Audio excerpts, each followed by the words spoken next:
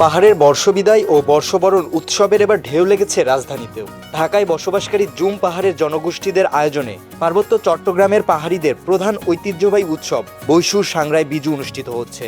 চলুন দেখে আসি কেমন চলছে এবারের এই মেলার আয়োজন। আমাদের এই বিজুটাও পুরনো বছরকে বিদায় দিয়ে নতুন বছরকে বরণ করায়, এটা আমাদের সেলিব্রেশন। প্রতি বছর হচ্ছে আমাদের পাহাড়ে হয় বিজু মেলা, বিজু উৎসব প্রতি বছর পালন করে, কিন্তু সমতলে আসলে হয় না। যেগুলো এখানে পাওয়া যায় না, আমাদের পার্বত্য চট্টগ্রামে পাওয়া যায় একটা অর্গানিক, ওগুলো আমরা পাচ্ছি এখানে, খুবই ভালো লাগছে এটা আমাদের। বিজু মেলা মূল আকর্ষণ হচ্ছে আমাদের ট্র্যাডিশনাল ড্রেসগুলো হচ্ছে শো করা। আমাদের যে মানে বিজু উৎসব হয় এগুলো হচ্ছে সমতল মানুষকে হচ্ছে মানে দেখানো।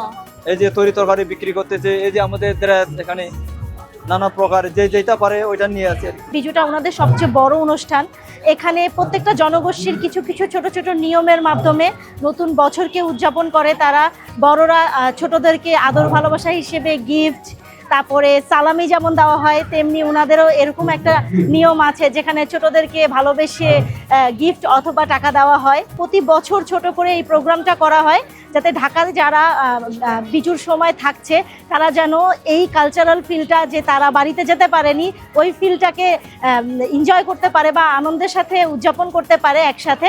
তাই এই আয়োজনটাকে আমি প্রতি বছর চাই হোক, যাতে সবাই এক জায়গায় হতে পারে এবং তাদের সংস্কৃতি এবং কালচারটাকে আবার উদযাপন করতে পারে আনন্দের সাথে। এখানে প্রায় 30টার কাছাকাছি স্থল আছে আর কি।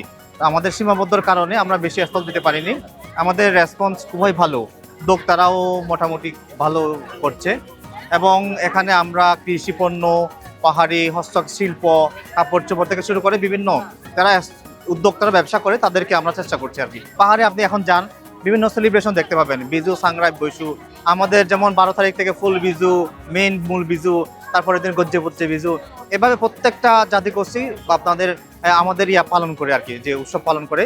তো আমরা ঢাকা শহরের এই ভাইবটা ঢাকা শহরে আনতে চাই। যারা আমরা হয়তো পাহাড়ে যারা বসবাসকারী, মানে ঢাকাতে আছি, যাইতে পারিনি পাহাড়ে, তাদের মধ্যে আমাদের মধ্যে একটা মেলবন্ধন প্লাস সমতলে পাহাড়ি মানুষদের মধ্যে একটা মেলবন্ধন সৃষ্টি করা, এটা হচ্ছে আমাদের উদ্দেশ্য।